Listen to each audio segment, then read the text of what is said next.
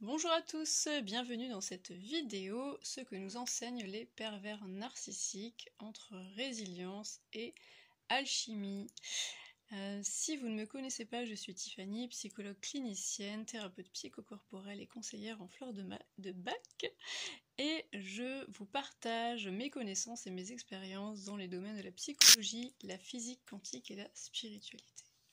Alors aujourd'hui, je tiens à préciser que c'est une vidéo qu'il ne convient pas de regarder si vous venez tout juste de sortir d'une relation d'emprise et que vous découvrez ce qu'est la relation d'emprise, puisque c'est un enseignement, si vous voulez, que l'on retire avec du recul, d'accord, après plusieurs années, avec l'intégration de l'expérience et avec tout ce que ça a pu nous apprendre justement de nous-mêmes.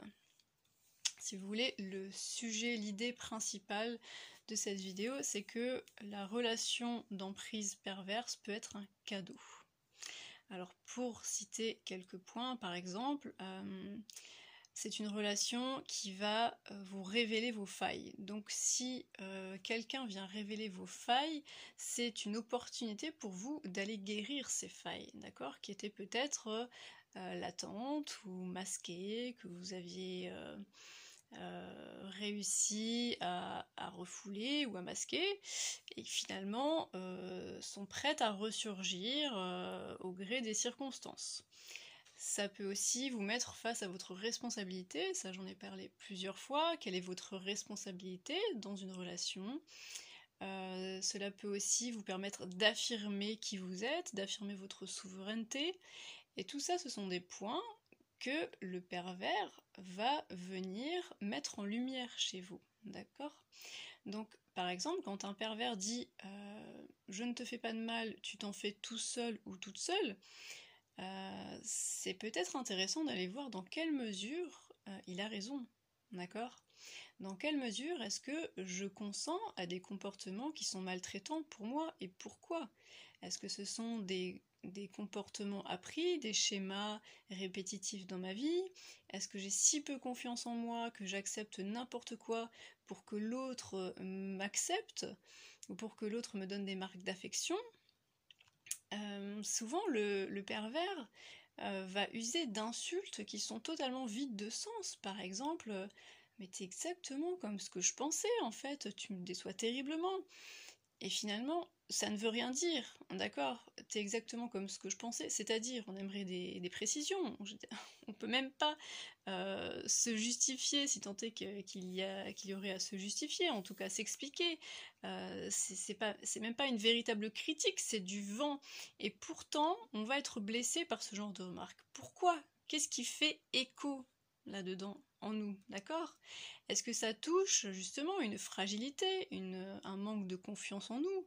Est-ce que ça nous renvoie à des expériences déjà vécues ? Finalement, ça nous ramène à nous-mêmes et à qui l'on est et à ce qui nous touche. Et un pervers vient aussi nous dire très souvent « tu ne t'aimes pas assez ». Tu ne t'aimes tellement pas que tu acceptes l'inacceptable pour te sentir aimé. Tu ne te respectes pas. Tu ne te protèges pas. Où sont tes limites ? C'est comme un enfant, si vous ne mettez pas de limites, finalement, il va user et abuser de vous. D'accord ? Et c'est un grand apprentissage de comprendre que les limites, elles sont là pour vous protéger. Vos limites sont les garants de votre intégrité. Ça, je l'ai déjà dit dans une précédente vidéo, mais c'est hyper important, non pas à comprendre seulement avec le mental, mais à l'intégrer consciemment et même, j'ai envie de dire, jusque dans vos cellules. Il faut que ça soit évident pour vous, il faut que ça fasse profondément sens, d'accord ? Que vous ne doutiez pas que vos limites, elles vous protègent. Une autre chose également, et ça c'est une grande question métaphysique, c'est qui es-tu ? Que choisis-tu ? Quelles sont tes valeurs ? Acceptes-tu le chantage ? Acceptes-tu le mensonge ? Est-ce que toi, il t'est arrivé de mentir? Est-ce que tu te mens à toi-même? Est-ce que tu te manipules, justement? Est-ce que tu manipules les autres en leur disant oui, alors que tu penses non? En leur disant oui, non pas avec le cœur, mais parce que tu as peur de perdre leur amour. C'est aussi une forme de mensonge. D'accord? Le pervers nous renvoie à nous-mêmes. D'un point de vue spirituel, on peut même dire qu'il nous teste. Il nous montre que chacun a le libre arbitre. Certains choisissent une voie où on blesse l'autre, où on utilise l'autre, où on donne à l'autre l'illusion qu'on peut lui prendre son pouvoir.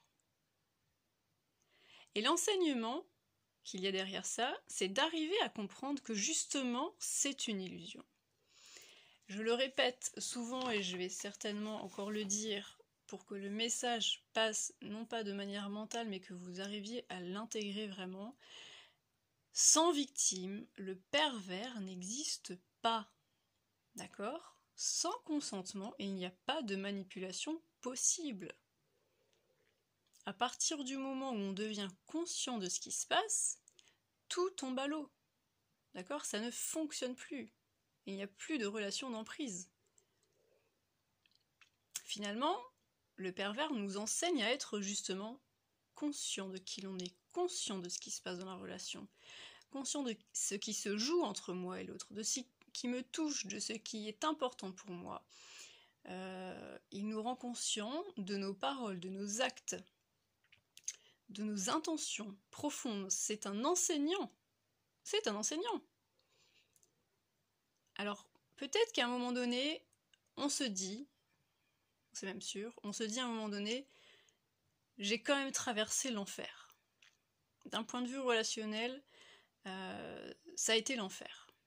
Et ça, je ne le remets pas en question. Moi-même, je me suis dit à un moment donné, est-ce que je vais survivre à ça, en fait? Parce que c'est vraiment... c'est presque de la destruction psychologique à certains moments. Mais qu'est-ce qu'on va faire de cette expérience?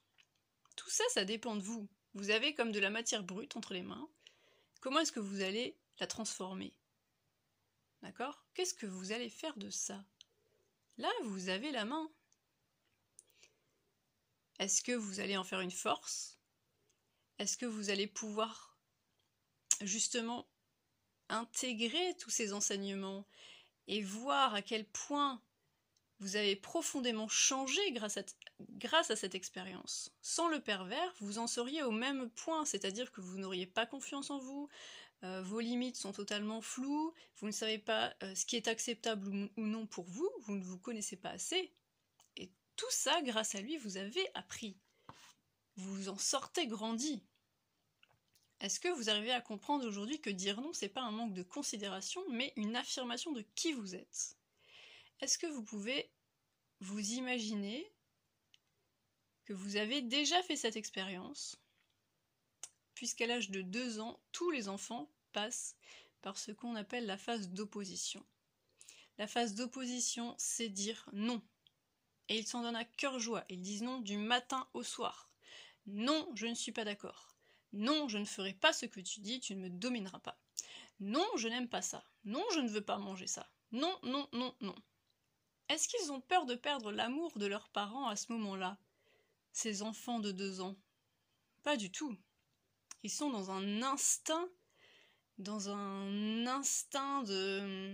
d'affirmation, ils sont en train de construire leur moi, leur identité, leur je suis. Je suis ça, je m'affirme.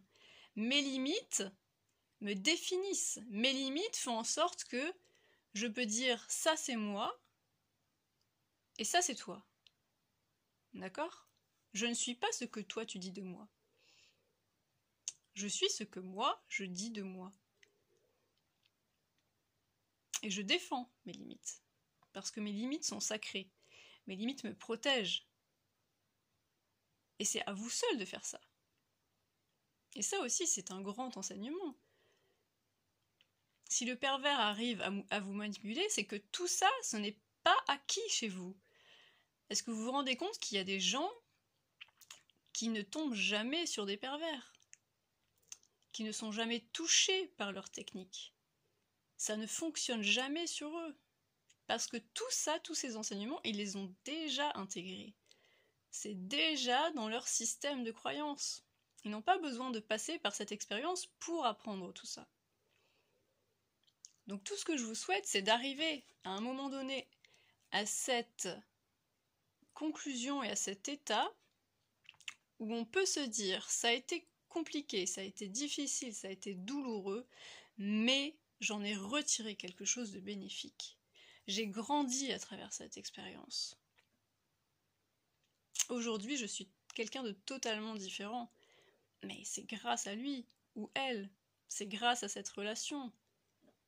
C'est parce que j'ai traversé tout ça, que j'ai compris tout ça, que j'ai intégré tout ça. Et quand vous serez arrivé à ce point-là, vous serez véritablement guéri. D'accord ? Vous serez définitivement sorti de ce rôle de victime.